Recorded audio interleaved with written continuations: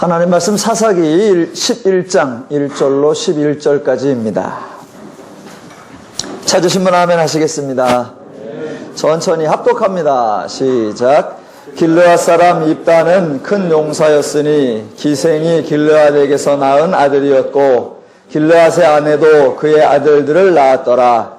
그 아내의 아들들이 자라매 입다를 쫓아내며 그에게 이르되 너는 다른 여인의 자식이니 우리 아버지의 집에서 기업을 잊지 못하리라 한지라.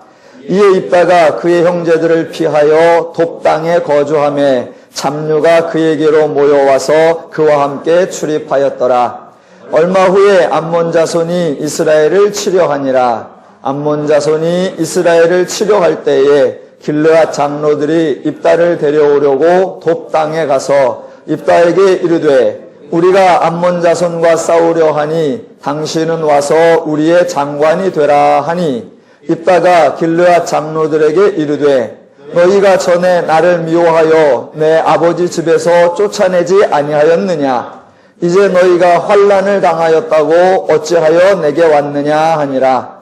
그러므로 길르앗 장로들이 입다에게 이르되 이제 우리가 당신을 찾아온 것은 우리와 함께 가서 암몬 자손과 싸우게 하려 함이니 그리하면 당신이 우리 길르앗 모든 주민의 머리가 되리라 하매 입다가 길르앗 장로들에게 이르되 너희가 나를 데리고 고향으로 돌아가서 암몬 자손과 싸우게 할 때에 만일 여호와께서 그들을 내게 넘겨주시면 내가 과연 너희의 머리가 되겠느냐 하니 길르앗 장로들이 입다에게 이르되 여호와는 우리 사이의 증인이시니 당신의 말대로 우리가 그렇게 행하리이다 하니라.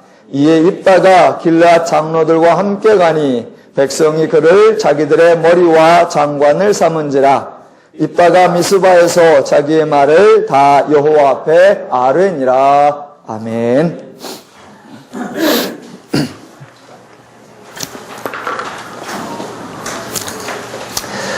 성경은 근본적으로 하나님을 알려주는 계시의 책. 하나님을 알린다라는 표현은 단지 하나님을 객관적으로 또는 독립적으로 설명하여 주고 소개하는 것이 아닙니다. 왜냐하면 인간과 관계없는 하나님은 아무런 의미가 없기 때문입니다. 그래서 성경이 하나님을 알린다라는 표현은 동시에 성경이 인간을 알린다라는 말과 같은 뜻이 되고 하나님이 창조주이시다라는 말은 인간은 하나님에 의해 지음받았다라는 의미이고 하나님은 영이시다라는 말은 인간이 하나님의 형상을 만들 필요가 없다라는 의미이고 하나님은 사랑이시다라는 말은 인간은 하나님에게 징계나 형벌을 받지 않는다는 것이요. 그래서 인간이 하나님을 두려워할 이유가 없다라는 뜻을 내포하는 것입니다. 성경에서 하나님이 인간에게 평화를 주십니다. 하나님이 평화를 주신다라는 것은 인간이 스스로 평화를 만들어낼 수 없고 인간이 스스로 평화를 유지할 수 없다는 것입니다. 왜냐하면 인간이 할 수 있는 것을 하나님이 하신다면 그것은 하나님의 시간 낭비요 하나님의 능력 낭비이기 때문입니다. 인간이 할 수 있는 것 인간이 하면 됩니다. 하나님은 무엇을 하셔야 하느냐? 인간이 할 수 없는 것을 해주셔야 합니다. 왜? 인간이 할 수 없으니까. 꼭 필요한데 인간은 할 수 없습니다. 그러면 누가 해주셔야 되느냐? 하나님이 해주셔야 하는 것입니다. 그래서 하나님이 인간에게 계시를 주시는 겁니다. 왜냐하면 인간이 죄인이 되어 스스로 하나님을 알 수 없기 때문입니다. 그래서 하나님이 육신을 입고 강림하셔서 십자가를 지심으로 죄인을 구원하십니다. 왜냐하면 죄인이 스스로 죄를 벗어날 수 없고 죄를 이길 수 없기 때문입니다.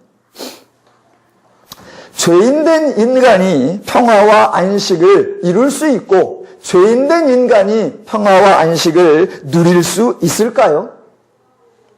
인간관계 중에 가장 가까운 관계, 가장 친밀한 관계를 가족과 친지라고들 말을 합니다. 과연 그럴까요? 사사기에서는, 특별히 사사기 9장, 10장, 11장에서는 인간의 실체, 인간의 본색을 아주 적나라하게 보여줍니다. 기드온이라고 하는 사람에게 아들이 71명이 있었습니다. 부인이 달랐습니다. 몇 명이라고 정확히 나오지 않았지만 여러 명이었습니다. 비록 부인은 달랐을지라도 아버지는 한 아버지였으니까 71명이 한 가족입니다. 그러면 그렇게 한 가족된 자녀들이 사이좋게 행복하게 지냈을까요?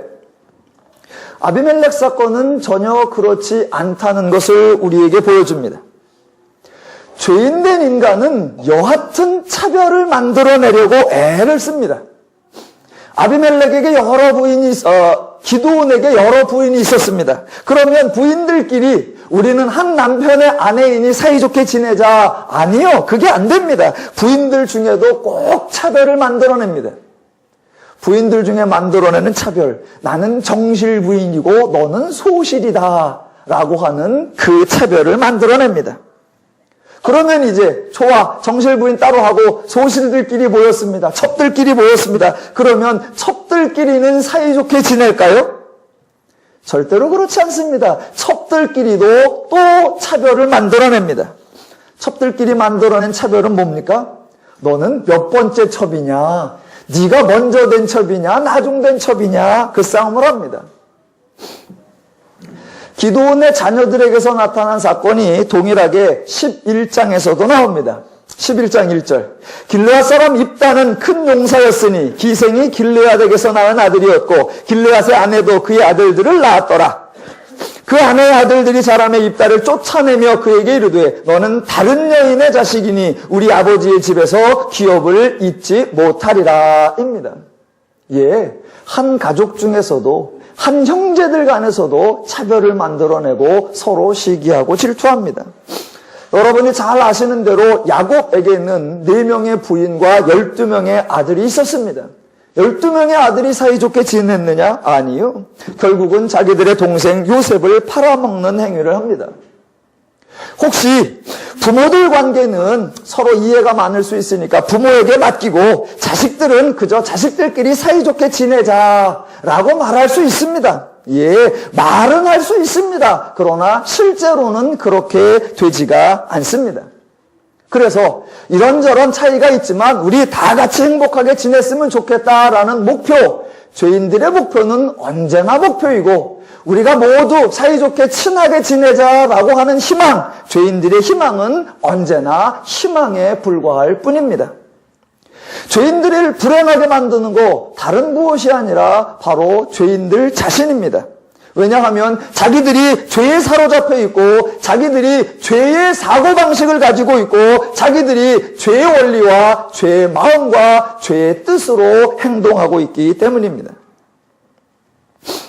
기드온의 아들들과 길르앗의 아들들이 서로 싸웠습니다. 혹시 이복 형제들이라 싸웠을까요? 그렇다면 같은 아버지, 같은 어머니, 한 자녀라면 그런 싸움이 없을까요? 친형제일지라도 다를 바가 하나도 없습니다. 다윗은 그 아버지가 이새라고 하는 사람인데 이새에 대하여 부인의 이야기는 나오지 않습니다. 단지 아들이 8명이었다라고 나오고 그 중에 다윗은 막내였습니다. 그렇다면 형들이 다윗을 사랑하고 막내를 늘 아껴주었을까요? 그래서 그 8형제는 아주 우애 있게 살았을까요? 그렇지 않습니다. 성경에 보면 이스라엘이 전쟁이 있을 때에 다윗이 아버지의 지시에 따라 형들을 면회하러 간 적이 있습니다.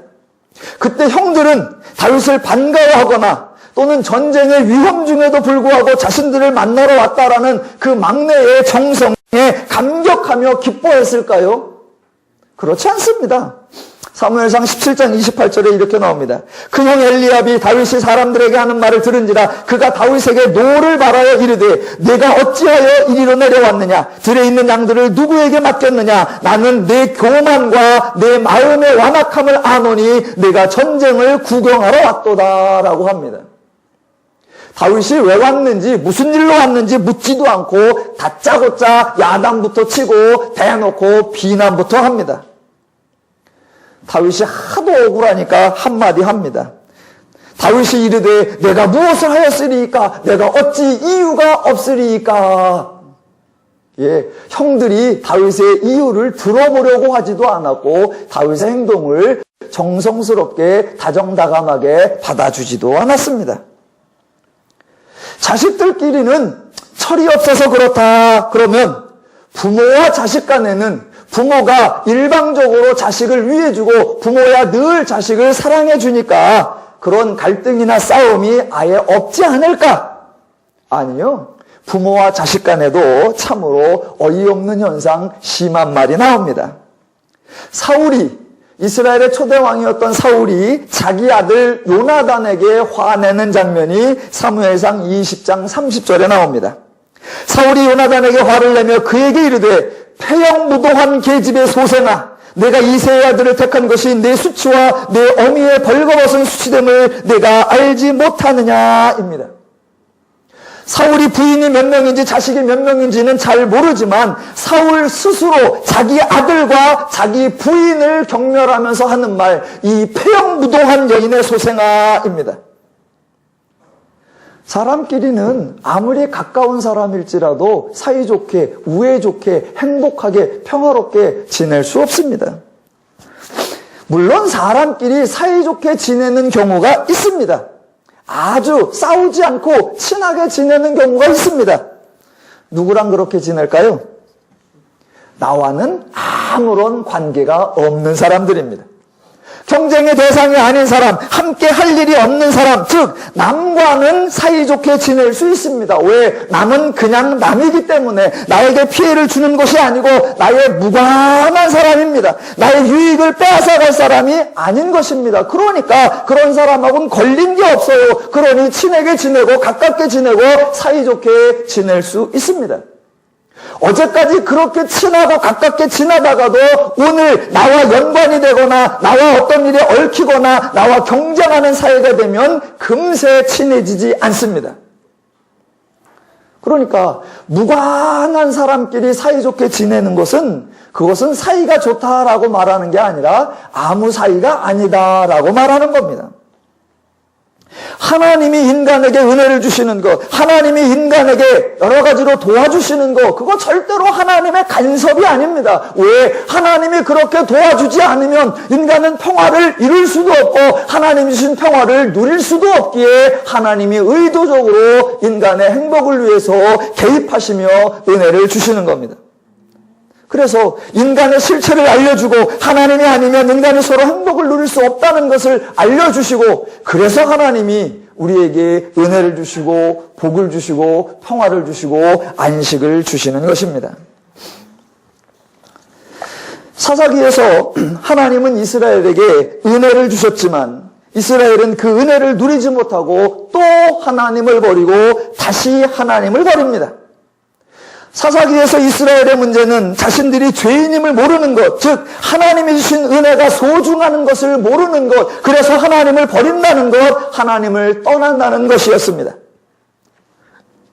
그런데 사사기 10장 10절에는 이스라엘이 회개를 하고 하나님께 돌아오겠다는 놀라운 사건이 일어납니다. 10절 이스라엘 자손이 여호와께 부르짖어 이르되 우리가 우리 하나님을 버리고 바알들을 섬김으로 주께 범죄하였나이다. 그래서 15절 이스라엘 자손이 여호와께 여쭈되 우리가 범죄하였사오니 주께서 보시기에 좋은 대로 우리에게 행하시려니와 오직 주께 구하옵나니 오늘 우리를 건져내옵소서. 성경에서 아주 보기 힘든 장면, 이스라엘에서는 놀라운 장면입니다. 하나님이 그토록 고대하고 기대하던 장면입니다. 이 소리를 듣는 순간 하나님이 버선발로 뛰어나가 맞아주실 것 같은 그런 장면입니다. 이스라엘이 회개하다니, 이스라엘이 하나님께 돌아오다니. 그런데 하나님의 반응이 아주 낯섭니다. 12절 또 시돈 사람과 아말렉 사람과 마온 사람이 너희를 업자할 때에 너희가 내게 부르짖었으므로 내가 너희를 그들의 손에서 구원하였거늘 너희가 나를 버리고 다른 신들을 섬기니 그러므로 내가 다시는 너희를 구원하지 아니하리라. 아니 하나님 왜 이러실까요? 그동안은 회개하지 않았음에도 불구하고 하나님이 구해 주셨잖아요. 잘못했다고 고백하지 않았을 때에도 하나님이 구원해 주셨잖아요. 그럴 때에 비하면 이스라엘이 잘못했다고 범죄했다고 회개하니 하나님이 구원의 10배, 100배 더 있는 거 아니에요? 그러면 더더욱 하나님이 빨리 구해 주셔야 되는 거 아니에요? 여러분, 성경의 이 가르침을 잘 분별해야 합니다. 하나님의 궁극적 목적을 알지 못한 채 하나님은 왜 이랬다 저랬다 하느냐라고 따지면 안 되고, 하나님의 사역의 본질적 내용이 무엇인지를 분별하지 못한 채 왜 하나님은 내가 원하는 것은 안 해주고 하나님이 하고 싶은 것만 하느냐라고 불평해서도 안 됩니다. 그러니까 성경에는 정말로 다양한 사건들이 나타나는데 그 다양한 사건들, 그 사건 속에 담겨있는 하나님의 궁극적 목적, 하나님의 본질적 의도가 무엇인지를 잘 분별해야 한다는 겁니다. 이스라엘이 애굽의 노예로 있을 때에 하나님이 이스라엘을 출애굽시켜 주셨습니다. 그렇다고 해서 하나님의 사역은 노예 해방이구나 라고 생각하시면 안 됩니다. 이스라엘이 광야에서 먹을 것이 없을 때 하나님이 이스라엘에게 만나를 내려주셨습니다. 그렇다고 해서 하나님의 사역은 빈민 구제구나 라고 생각해서도 안 됩니다. 예수님은 백성 중에 병든 자들을 많이 치료해 주셨습니다. 그렇다고 해서 예수님의 사역은 의료봉사였구나 라고 생각하셔도 안 됩니다. 예수님은 만나는 고요, 과부, 그리고 많은 연약한 자들을 돌보아 주셨습니다. 그렇다고 해서 예수님의 사역은 사회복지였구나 라고 말해서도 안 됩니다. 성경에 나타난 사건, 성경 속에서 하나님이 행하시는 사건은 그 사건을 통해 상황의 변화, 조건의 변화, 환경의 변화가 목적이 아닙니다. 그 사건들을 통하여 하나님을 계시하는 것, 하나님을 알리는 것, 그것이 근본 목적이었습니다. 사사기에서도 마찬가지입니다. 하나님이 하려는 것, 이스라엘 백성에게 단순히 평온함을 주는 것, 이스라엘 백성에게 평화와 안식을 선물로 주는 것, 그것이 아닙니다. 하나님의 모든 사건은 언제나 하나님을 알리는 것, 즉 계시와 연결이 되어 있습니다. 그래서 사건을 통해서 상황을 변화시켜주는 것이 아니라 그 사건을 통해 하나님을 알게 하는 것, 그게 언제나 목적입니다. 하나님을 모른다면, 하나님을 배우지 않는다면 상황이 바뀌는 것이 아무런 의미가 없습니다. 왜? 상황은 또 바뀔 거니까. 성경에는 하나님의 일하심이 매우 다양하게 나타납니다. 그렇다고 해서 하나님이 왜 이랬다 저랬다 하느냐라고 오해하시면 안 된다는 겁니다. 얼핏 사건의 외향만 보면, 하나님이 일하시는 모습만 보면 하나님이 이랬다 저랬다 하는 것처럼 보일 수도 있습니다. 그러나 하나님의 목적은 변한 적이 없고 하나님의 뜻과 의도는 달라진 적이 없고 하나님의 본질적 의도는 이랬다 저랬다 한 적이 없습니다. 그러니까 성경에서 이때의 모습이 다르고 저때의 모습이 다르다고 하면 사건의 외향이 다르면 외향이 왜 다른가, 그리고 그 다른 사건들 속에 동일하게 담겨있는 하나님의 본질적 목적이 무엇인가, 그거를 이해하셔야 합니다. 하나님이 하시는 일, 인간의 생각을 바꾸시는 겁니다. 하나님이 하시는 일, 인간이 가지고 있는 죄의 인식, 죄의 가치, 죄의 개념, 죄의 원리, 죄의 마음, 그것을 하나님의 것으로 바꾸는 것입니다. 그래서 사람들은 하나님의 일하심에서 하나님을 배워야 하는데 안타깝게도 하나님의 일하심에서 하나님을 배우지 않고 늘 엉뚱한 것을 배웁니다. 그렇게 인간들이 하나님의 원래 의도와 다르게 엉뚱한 것을 자꾸 배우니까 하나님도 도리어 가끔씩 예상과 다르게 행동하시는 겁니다. 그게 오늘 10장에 나오는 사건입니다. 자, 10장에서 이스라엘 백성이 회개했습니다. 그런데 하나님은 이스라엘을 구원하겠다고 나서지 않으십니다. 도리어 14절, 가서 너희가 택한 신들에게 부르짖어 너희의 환난 때에 그들이 너희를 구원하게 하라 라고 딴청 피십니다. 왜요? 회개하지 않을 때도 빨리 가서 구원해 주셨잖아요. 그런데 왜? 물론 하나님이 안 도와준다는 게 아닙니다. 결국에 가면 하나님은 이스라엘을 구원해 주십니다. 그런데 이스라엘이 회개하면서 도와달라고 할 때 그때는 하나님이 도와주시 않겠다고 말씀하시는 겁니다. 왜 그럴까요? 자, 지금 이스라엘 백성들이 하나님 앞에 죄를 범하였다고 회개하면서 하나님께 도와달라고 합니다. 바로 그때, 즉 이스라엘이 회개할 때 하나님이 이스라엘 백성들의 요청을 들어주신다면 이스라엘은 뭐라고 할까요? 1번, 하나님이 도와주셨다라고 말할까요? 2번, 우리가 회개했더니 들어주셨다라고 말할까요? 1번일까요? 2번일까요? 2번입니다. 예, 사람들은 하나님이 구원해 주셨다라는 말을 하기 전에 우리가 회개했다라는 것을 강조합니다. 제가 목회하면서 기도에 대하여 참 신중하게 하려고 하고 참 말을 조심하려고 합니다. 왜냐? 사람들이 자꾸 하나님의 의도를 엉뚱하게 오해하는, 왜곡시키는 대표가 뭐냐? 바로 기도가 될 수 있기 때문입니다. 성도가 기도하고 하나님이 응답하셨다고 합시다. 그때 중요한 게 뭡니까? 성도의 기도입니까? 하나님의 응답입니까? 당연히 하나님의 응답입니다. 내가 기도했다라는 것이 중요한 것이 아니고 내가 기도했더니 하나님이 응답하셨다라는 것이 아닙니다. 하나님이 응답하셨다는 것, 하나님이 나 같은 사람의 이 욕심 많은 기도조차도 하나님이 불쌍히 여기사 들어주셨구나, 그 하나님의 들어주심에 감격해야 합니다. 그런데 사람들은 하나님의 들어주심에 감격하는 대신 늘 자신의 기도를 강조합니다. 내가 기도했더니, 그것도 그냥 한 게 아니라 새벽에 나와서 기도했더니, 그것도 새벽에만 나온 것이 아니라 금식하며 기도했더니, 금식만 한 것이 아니라 울며 부르짖었더니 하나님이 들어주셨다. 온통 누구 얘기뿐이냐? 자기 얘기뿐입니다.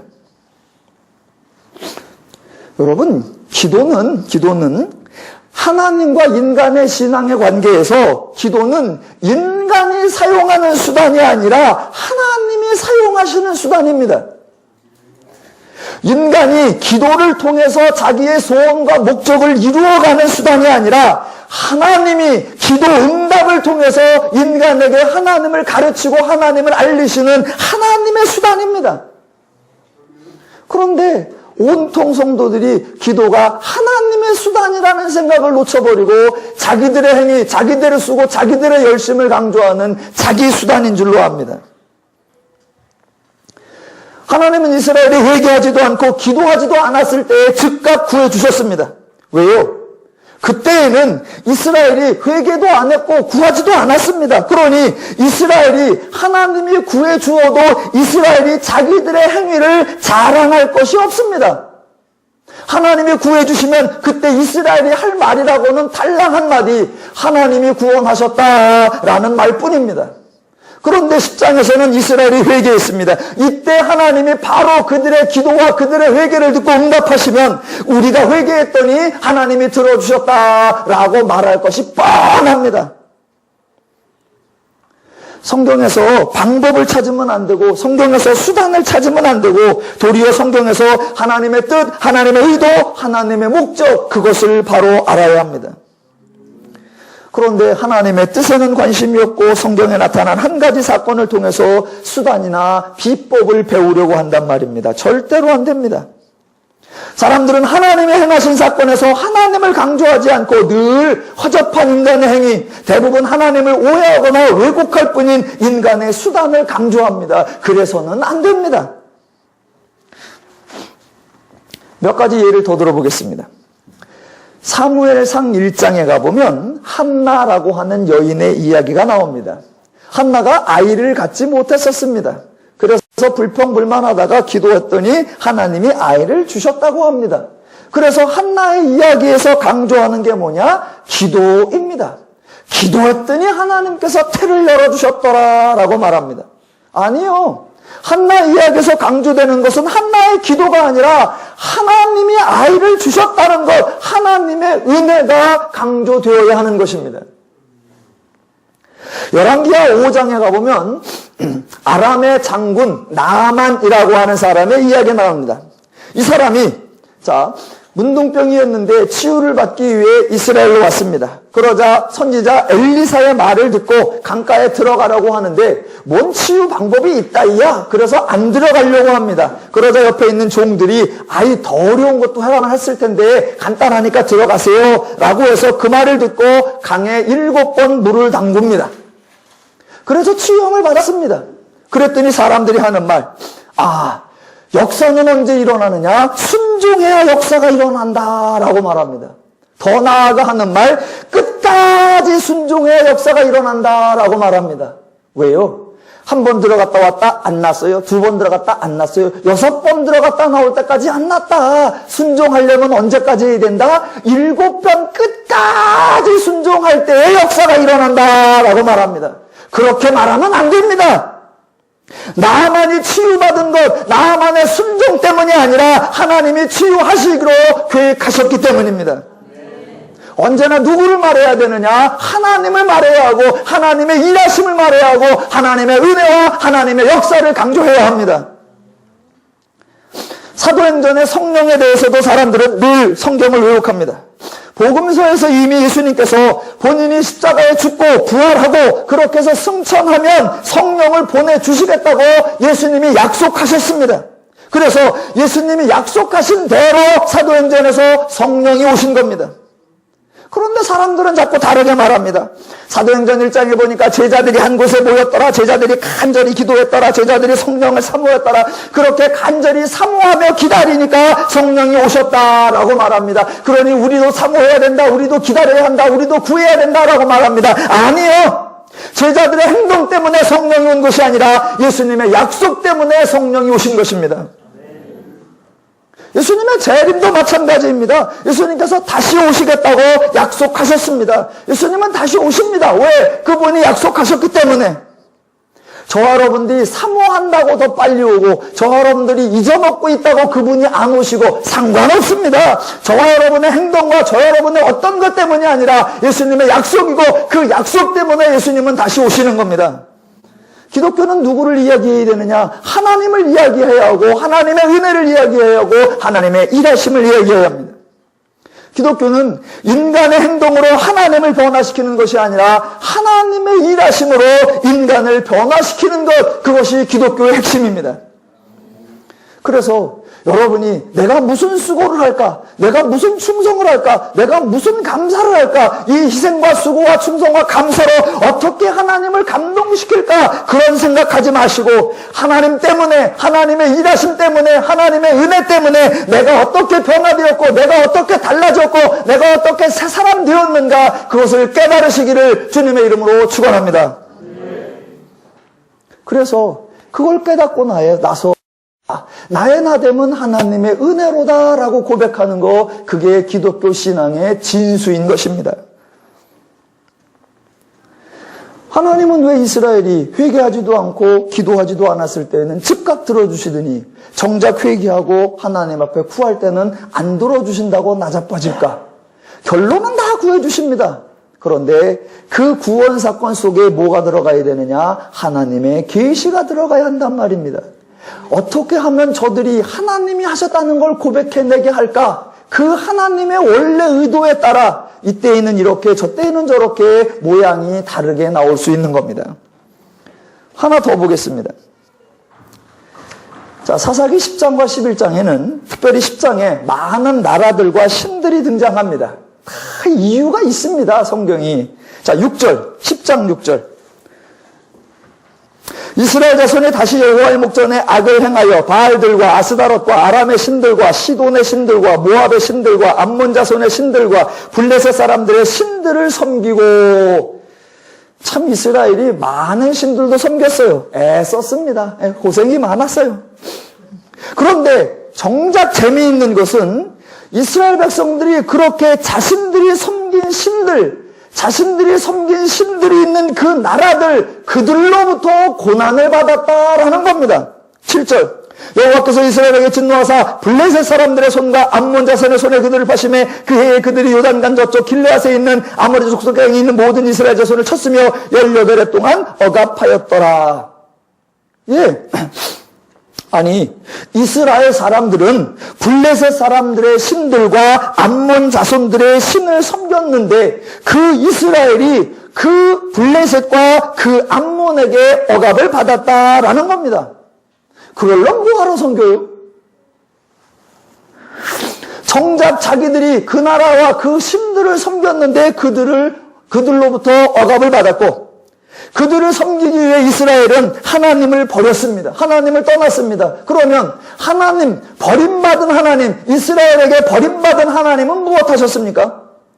정작 이스라엘이 섬기는 신들은 이스라엘을 억압하는데 버림받은 하나님은 이스라엘을 구원하셨습니다. 11절 여호와께서 이스라엘 자손에게 이르시되 내가 애굽 사람과 아모리 사람과 암몬 자손과 블레셋 사람에게서 너희를 구원하지 아니하였느냐. 또 시돈 사람과 아말렉 사람과 마온 사람이 너희를 압제할 때에 너희가 내게 부르짖음으로 내가 너희를 그들의 손에서 구원하였거늘입니다. 이쯤 되면 여러분이 궁금하셔야 합니다. 아마 다 궁금하실 거예요. 제가 설명드리면 맞아요. 제가 궁금하던 게 바로 그거예요. 그러실 거죠? 네. 아니, 이방의 신들은 왜 자신들을 섬기는 이스라엘을 압제하고 하나님은 왜 자기를 버린 이스라엘을 구원하실까? 이스라엘이 이방의 신들을 섬겼으니까 이방의 신들이 이스라엘을 도와주고 정작 이스라엘이 하나님을 버렸으니까 하나님은 이스라엘을 징계해야죠. 그런데 성경은 정반대란 말입니다. 이스라엘이 기껏 이방의 신을 섬겼는데 이방인에게는 압제받고 하나님은 버렸는데 그 버림받은 하나님은 이스라엘을 구원하시더란 말이죠. 왜? 그 이유는 이방의 신들은 이스라엘 백성들과 무관한 존재이지만 하나님은 이스라엘의 하나님이 되시겠다고 선언하셨고 약속하셨기 때문입니다. 그렇게 약속하셨고 하나님은 그 약속을 지키시기 때문입니다. 이스라엘이 하나님을 알지도 못할 때 하나님이 찾아오셔서 하나님의 백성 삼으셨습니다. 나는 너희의 하나님이요 너희는 내 백성이다 라고 하나님이 선언하셨습니다. 그래서 하나님은 하나님의 백성, 하나님의 소유, 하나님의 자녀에 대한 하나님의 책임을 감당하시는 겁니다.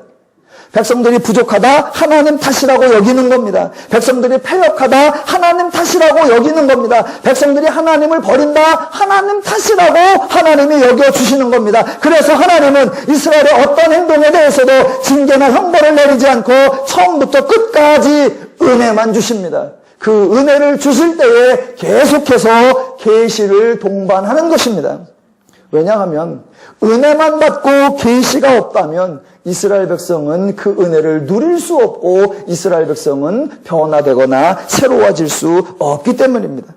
그래서 하나님은 은혜를 주십니다. 그 은혜 속에 반드시 계시가 있도록 하셔서 그 사건을 통하여 상황의 변화가 아니라 하나님을 배우도록 하는 것, 그게 하나님의 배려요, 하나님의 목적인 것을 이해하셔야 합니다.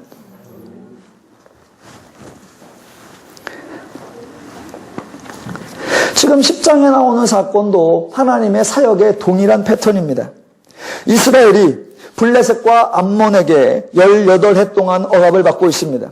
하나님은 당연히 도와주십니다. 대신 이스라엘이 여러 나라의 여러 신들을 섬겼으나 도리어 고난을 받았고 하나님이 구원해 주셨으나 그 은혜를 모르고 하나님을 배우지 않았으니 이번에 구원하시는 사건을 통해서는 이스라엘 백성들의 입에서 하나님이 구원하셨다라는 말을 고백해내도록 하나님이 하시는 겁니다. 그래서 14절에 가서 다시 한번 가서 너희가 택한 신들에게 부르짖어 너희의 환난 때에 그들이 너희를 구원하게 하라 이겁니다. 여러분, 이스라엘 백성들이 압제를 받을 때 자기가 섬기던 신들에게 압제에서 풀어달라고 이미 구해봤을까요? 안 구해봤을까요? 다 구해봤겠지요. 다 구해봤겠지요. 자기들이 섬기던 이방신들은 최후에 쓰려고 아껴놓고 숨겨뒀을까요? 아니요. 이미 다 해봤습니다. 자기들이 섬기던 신들에게 다 구해봤습니다. 그런데 아무리 구해도 자기들을 구해주지 않더란 말입니다. 아무 소용이 없고 아무 효과가 없으니까 그제서야 자신들이 버렸던 여호와께 돌아오는 겁니다. 하나님이 그거 아신다 모르신다? 다 알고 계십니다. 그런데 하나님은 그거 다 아시면서 일부러 그러시는 겁니다. 가서 그 신들한테 구해달라고 그래, 그렇게 해보지 그래 라고 말하시는 겁니다. 왜? 그러면 그들이 하나님 다 해봤거든요. 그런데 대책이 없더라고요. 하나님께서 해주셔야 됩니다. 하나님이 마저 안 해주시면 우리는 대책이 없습니다 라는 말을 실토해내게 하고 그때 하나님이 구해주시면 이스라엘이 뭐라고 할까요? 하나님이 하셨습니다. 오직 하나님이 하셨습니다. 오직 하나님의 은혜입니다. 라는 말이 나오도록 하나님을 배울 수 있도록 저들 속에서 생각의 변화, 사고의 변화, 가치의 변화, 인식의 변화가 있을 수 있도록 하나님이 만들어 내시는 겁니다. 하나님이 내가 이스라엘 너희를 구했다 내고 그렇게 생색내려고 하는 거 절대로 아닙니다. 나 능력이 있는데 구해줄까 말을까? 구해줄까 말을까? 하나님께서 이스라엘 몸달게 하는 거 그런 것도 아닙니다. 오직 하나, 너희들 하나님이 하셨다는 걸 인정하게 하라 그 말입니다. 그런 교육적 의도를 가지고 말씀하시자 이스라엘 백성들이 행한 것 16절. 자기 가운데에서 이방신들을 제하여 버리고 여호와를 섬기매. 이런 표현에 감동받아라, 의심해라. 예, 쉽게 감동받으시면 안 됩니다. 성경에 어떤 구절, 어떤 상황, 어떤 표현이 나온다고 해서 너무 빨리 감동받고 너무 빨리 은혜받고 너무 빨리 우와 그렇게 하면 안 됩니다. 저 여러분이 다 같이 죄인입니다. 그래서 죄인에게는 뭐가 있느냐? 속셈이 있습니다. 그걸 잘 보셔야 됩니다. 자, 이 사건이 뭘 의미하는지. 자, 이스라엘이 자기들이 범죄했다고 회개하면서 하나님께 도움을 구하러 왔으면서도 자기들 가운데 있는 이방 신들을 제거하지 않았습니다. 죄적 가치관, 죄의 종교를 벗어나지 않은 겁니다. 여전히 죄의 원리가 좋고 여전히 죄의 방법이 좋다고 여기고 있었습니다. 다만 블레셋과 암몬의 억압 때문에 살기가 조금 힘들었을 뿐입니다. 그래서 여전히 이방신들을 섬기고 있으면서 단지 하나님께는 억압에서 구원해달라고 요청했을 뿐입니다. 이방신들을 버릴 의도가 없었고 하나님을 섬길 의지가 없었습니다. 하나님은 그 속내를 다 아시는 겁니다. 그 시커먼 속셈 다 알고 계시는 겁니다. 이스라엘이 하나님께 자기들이 범죄했다고 왔단 말입니다.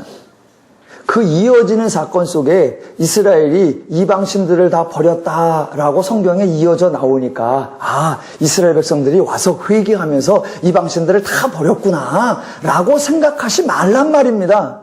이스라엘이 회개하러 왔다는 사건하고 이스라엘이 우상들을 버리는 사건하고 간격이 있습니다. 그 중간에 다른 사건이 있는 거예요. 그 간격을 이해하셔야 된단 말입니다. 그러니까 이스라엘은 회개하러 왔고 하나님께 도움을 구하러 왔지만 이방신을 버릴 의지가 없었고 하나님을 섬길 의지가 없었습니다. 하나님은 그거 다 알고 계십니다. 그래서 하나님은 단지 이스라엘을 억압에서 구해주는 것만이 목적이 아니라 저들의 생각, 저들의 원리, 저들의 인식 그걸 바꿔주시고 그들 속에서 하나님이 진짜다라는 고백을 만들어내고 저들 스스로 이방의 신들을 버리도록 하나님이 만들어내십니다. 자, 보세요. 하나님이 이스라엘 백성들이 와서 도와달라고 하자 하나님이 하시는 말씀, 너희가 택한 신들에게 부르짖어 너희의 환난 때에 그들이 너희를 구원하게 하라. 마치 하나님이 빈정상한 듯이, 마치 하나님이 왜 가서 하더니 잘해보지 그래 하나님이 딴전 피듯이, 마치 하나님이 도와주지 않을 듯이 그렇게 행동하시는 겁니다. 그러니까 이스라엘 사람들이 어라 당황하는 겁니다.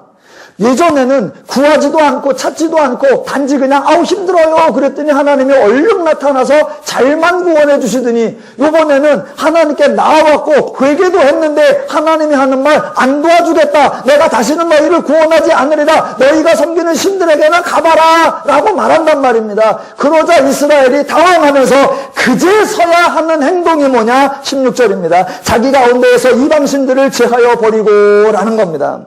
그러니까 이스라엘이 이방 신들을 버렸다라는 것이 은혜 받으려고 이스라엘이 먼저 행한 겁니까? 아니면 은혜 주시려고 하나님이 행하게 하신 겁니까? 이스라엘이 행한 거다? 하나님이 행하신 거다? 하나님이 이스라엘 백성 가운데 만들어낸 작품이란 말입니다. 그러니까 이스라엘 백성들이 이방신들을 버리자 하나님이 은혜 주셨다. 이스라엘이 회개하자 하나님이 은혜 주셨다. 라고 말하지 말란 말입니다. 하나님이 행하신 것, 하나님이 역사하신 것, 그것을 인간의 행위, 인간의 자랑, 인간의 업적으로 변질시키지 말라는 겁니다. 이스라엘 백성들 하나님 앞에 나아오면서 힘들다고 나아오면서 이방신들 여전히 가지고 있었어요. 그거 하나도 버리지 않았습니다. 왜? 버릴 의도가 없었으니까. 그런데 하나님이 나 너희 안 구원해. 너희를 신들에게 나가서 하지 그래. 그러니까 그때사 아이고 이거 안 되겠구나라고 그때사 막 떨쳐버리면서 하나님 우리 버렸어요 도와주세요 라고 하는 거란 말입니다. 그러니까 이스라엘이 이방 신들을 버린 거, 이스라엘이 솔선수범하여 한 것이 아니라 하나님이 이스라엘로 하여금 이방 신들을 버릴 수 있게 하나님이 만드신 하나님의 작품이다 그 말입니다. 이스라엘을 향한 하나님의 심정, 그게 16절 마지막에 나옵니다. 여호와께서 이스라엘의 곤고로 말미암아 마음에 근심하시니라. 참 이 표현이 소중한데 마음에 근심하시니라. 하나님도 마음이 심란하신가요? 구해주지 않겠다고 버티기는 하는데 이스라엘이 이방신들을 제한다. 그러니 이건 도와줘야 되나 안 도와줘야 되나 하나님도 어떻게 해야 되나 난처하세요? 안 도와주겠다고 버텼는데 또 갑자기 도와주면 하나님도 모냥 빠지세요? 아니요. 근심하시니라 라는 단어의 원래 뜻은 견디지 못하다, 더 이상 참지 못하다 그 말입니다. 하나님이 더 이상 이스라엘의 그 억압과 곤고를 보고 계실 수가 없다. 차마 더 이상 두고 보실 수가 없더라 라는 표현입니다. 그래서 하나님이 구원하신다라는 겁니다. 그래서 10장과 11장에서 나오는 이스라엘의 구원 사건은 온전히 누가 행하시는 사건이냐? 하나님이 행하시는 사건, 하나님이 은혜 주시는 사건입니다. 성경에서 행여라도 인간의 선한 모습, 인간의 의로운 모습, 인간이 회개하는 모습, 인간이 반성하는 모습, 인간이 평안한 모습, 사이좋게 지내는 모습 그런 게 나오면 하나님의 은혜 주신 결과요, 하나님이 만들어내신 사역의 열매이구나 그렇게 생각하셔야 옳게 이해하시는 것입니다. 그렇다면 하나님이 도와주시지 않으면, 하나님이 은혜 주시지 않으면 인간들의 모습이 어떨까? 하나님이 도와주지 않았을 때의 인간들의 실체, 하나님이 은혜 주시지 않았을 때의 인간들의 삶의 실상, 그것을 보여주는 게 사사기 10장의 아비멜렉 사건과 11장의 입다 사건입니다. 아비멜렉 사건과 입다 사건은 인간의 당사자들, 양쪽에 있는 당사자들, 마치 상황과 입장이 정반대인 것 같지만 결국 모든 인간은 똑같다라는 것을 신랄하게 보여주는 장면입니다.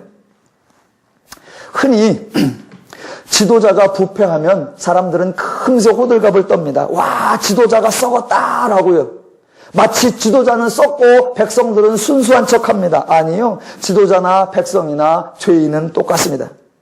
흔히 배운 사람이 타락하면 배운 놈들이 더한다라고 욕을 합니다. 마치 덜 배운 사람은 덜 악한 것처럼 생각합니다. 아니요. 배운 사람이나 덜 배운 사람이나 죄인은 악하기가 똑같습니다.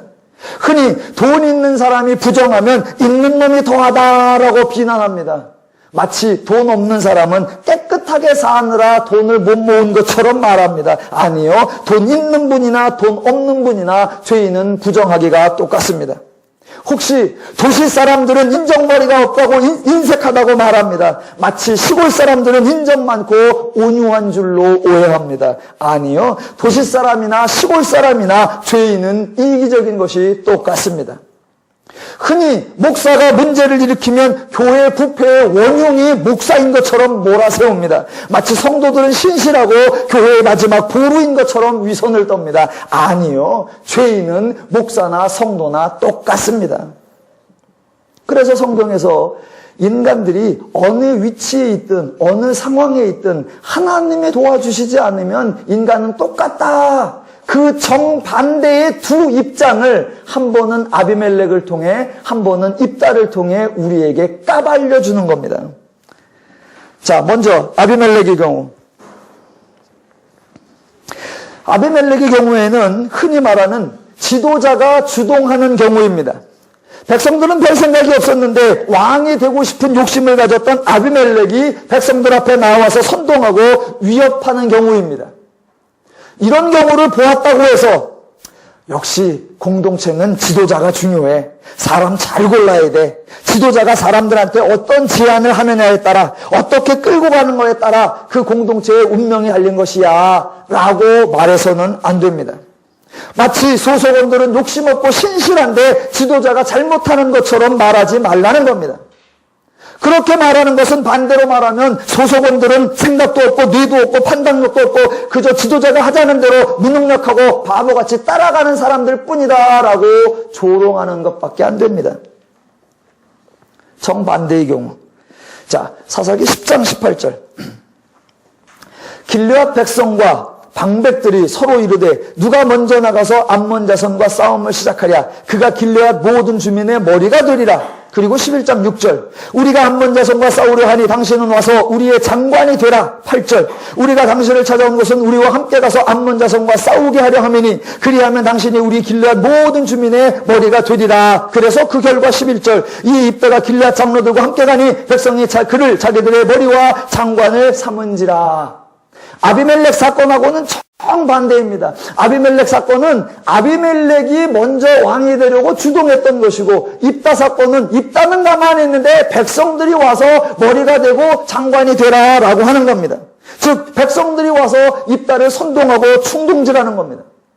또 이런 장면을 보았다고 해서 역시 모든 것은 구성원들의 결정에 달려있어. 야, 지도자 한 사람 바보 만드는 거 그거 순간이다. 구성원들이 단체로 움직이면 아무리 잘난 사람도 별 수 없는 거야 라고 말하지 말라는 겁니다. 마치 지도자는 순수한데 구성원들이 집단 이기주의에 빠져있고 당파나 짖는 부류처럼 말하지 말라는 겁니다. 그런 말을 반대로 하면 지도자는 리더십도 없고 영향력도 없고 다수에 의해 휩쓸려가는 무기력한 사람이라고 조롱하는 것밖에는 되지 않습니다. 그런데 죄인들은 언제나 그렇게 행동하고 죄인들은 언제나 그렇게 말합니다. 죄인들은 언제나 영웅을 만들어내거나 죄인들은 언제나 희생양을 만들어내려고 합니다. 뭔가 조금 잘못됐다. 누군가 한 사람을 영웅으로 치켜세우고 뭐가 조금만 문제가 있다. 그러면 누군가 한 사람을 잡아서 희생양을 삼습니다. 왜 그런 현상이 자꾸 일어나느냐? 인간들 세상에는 인간밖에 없기 때문입니다. 기독교에는 누가 계시느냐? 하나님이 계시단 말입니다. 좋은 역사가 일어났다. 누가 하셨다? 하나님이 하셨다라고 말하면 된단 말입니다. 그런데 기독교를 제외한 세상 사람들은 하나님을 인정하지 않으니 사람밖에 없단 말입니다. 조금만 잘 되면 그 사람 덕분이다. 그 사람이 잘했다. 기독교에서 무슨 일이 문제가 생긴다. 아, 저 인간들이 왜 저렇게 악을 행하고 인간 삶에 왜 이렇게 문제가 많을까? 그 이유가 뭐냐? 바로 죄 때문이다 라고 기독교는 말한단 말입니다. 그런데 세상에는 죄를 인정하지 않는단 말입니다. 그러니까 우리 구성원들이 왜 깨졌을까? 우리 공동체가 왜 파괴됐을까? 우리 가운데 왜 문제가 있을까? 바로 그 인간 때문이야 라고 사람을 잡습니다. 왜? 기독교에는 하나님이 계시고 문제를 해결하시는 하나님이 계시고 문제를 만들어내는 죄가 있어서 죄를 지적하고 하나님을 드러내면 되는데 세상은 하나님도 죄도 말하지 않으니 사람 세우고 사람 죽이고 사람 죽이고 사람 세우고 이게 죄인들의 실상입니다. 그렇게 한 사람을 쓸데없이 영웅 만들고 그렇게 한 사람을 쓸데없이 희생양 삼는 거 그거 누가 하느냐? 그것도 바로 인간이 합니다. 왜? 인간이 죄에 잡혀 있어서 그 행동을 벗어날 수 없기 때문입니다. 그게 바로 인간의 실체요. 그게 바로 인간 삶의 실상입니다.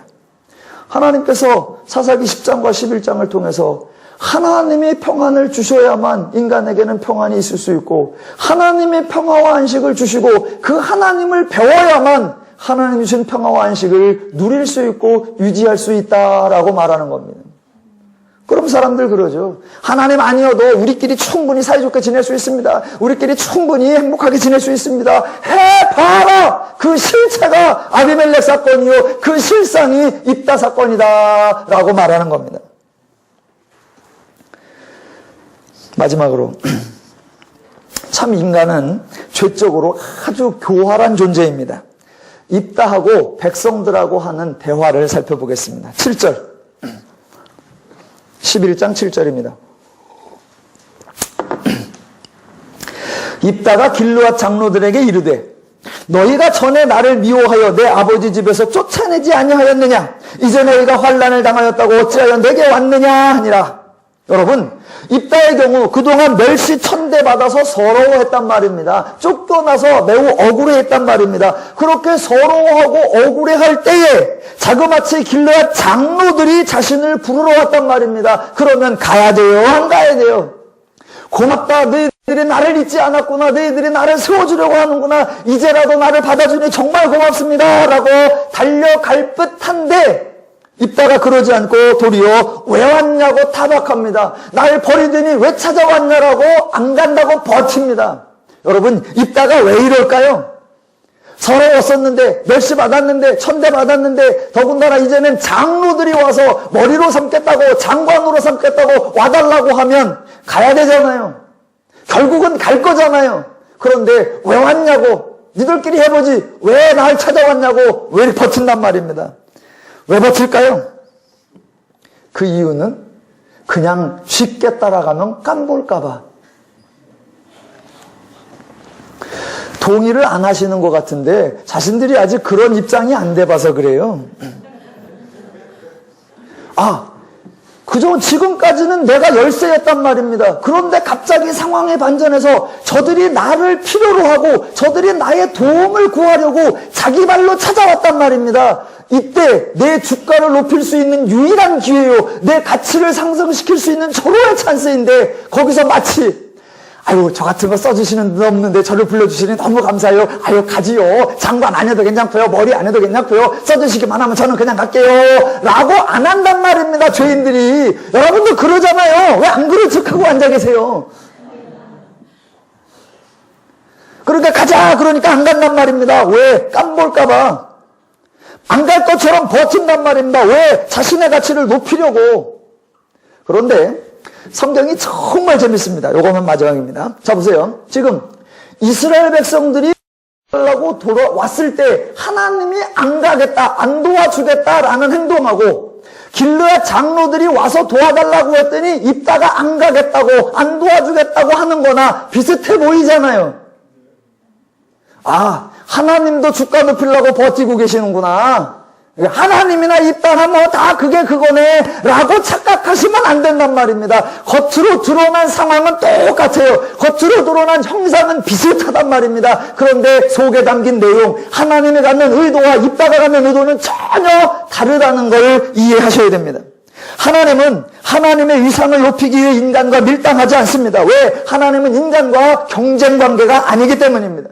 하나님은 이스라엘 하나님이요 이스라엘 하나님의 백성이라는 관계가 형성되어 있고 하나님은 이스라엘의 책임자요 보호자요 관리자이기 때문에 그 역할을 하시려고 한단 말입니다. 다만 그 역할을 하면서 이스라엘 백성들이 단지 구원만 받는 것이 아니라 하나님을 깨달아 그 받은 구원을, 그 받은 평온을 유지하며 누릴 수 있도록 하기 위한 더 거룩하고 숭고한 의도로 하나님이 마치 안 가시겠다고 하는 것처럼 한 겁니다. 그러나 입다, 즉 죄인은 전혀 다릅니다. 죄인은 하나님 같은 마음이 없고 죄인은 하나님 같은 심정이 없습니다. 인간은 서로 야곱강식의 경쟁 대상일 뿐입니다. 입다 속에 내가 길르앗 사람들을 책임져 주어야 되겠다. 내가 길르앗을 섬겨야 되겠다. 내가 길르앗을 돌보아 주어야겠다. 그런 관계도 성립되어 있지 않고 그럴 마음도 없고 그럴 능력도 없습니다. 그래서 입다는 백성들이 찾아왔을 때 밀당을 하고 자존심 싸움을 하고 거래를 하고 협상을 하는 겁니다. 가능한 한 상대의 약점을 부각시키고 가능한 한 자신의 가치를 높이려고 하는 겁니다. 좀 와서 우리를 위해서 싸워주세요. 안 간다고 버텨야 그 다음 말 그냥 오시기만 하십시오. 우리의 장관으로 삼아드릴게요. 그때도 안 간다고 버텨야 그렇게 오셔서 장관이 되어주시고 승리만 해주십시오. 그러면 우리의 귀한 거 다 갖다 바쳐드릴게요. 점점 더 뭐예요 이게 보너스가 많아질 거 아니에요. 보너스가. 죄인들은 서로를 이용해 먹으려고 할 뿐 기본적으로 사랑에 배제되어 있고 평화와 안식의 목적이 존재하지 않는 것입니다. 여러분에게 여쭤보겠습니다. 여러분은 아비멜렉이십니까? 입다이십니까? 잘하셨습니다. 대답을 하셨으면 안 됩니다. 왜? 여러분은 아비멜렉도 아니고 입다도 아니고 둘 다 아닙니다. 아비멜렉도 아니고 입다도 아니고 저 여러분은 성도인 것입니다. 성도는 세상 사람과 경쟁하는 것이 아니라 성도는 세상 사람들과 전혀 다른 존재, 새로운 피조물, 하나님의 복을 받은 사람, 하나님 나라에 속한 사람, 하나님의 심정과 마음과 원리를 가진 사람들인 줄로 믿습니다. 그래서 성도가 세상 사람들을 볼 때에 하나님이 세상을 보는 것처럼, 성도가 세상 사람들을 대할 때에 하나님이 사람을 대하는 것처럼 그와 같은 마음과 그와 같은 자세를 가지고 있는 사람들입니다. 그래서 세상은 성도가 성도다운 역할을 할 때에 아름다울 수 있고, 세상은 성도가 성도답게 살 때에 행복을 누릴 수 있고, 세상은 성도가 하나님을 고백하며 하나님의 원리로 행동할 때에 안식과 평화와 자유를 맛볼 수 있게 되어 있는 것입니다. 하나님의 말씀을 전하는 교회의 본분을 하시고 하나님의 은혜를 누리는 성도의 본분을 하셔서 하나님이 맡겨주신 세상의 빛과 소금의 역할을 넉넉히 감당하는 저와 여러분 되시기를 주님의 이름으로 축원합니다. 기도하겠습니다.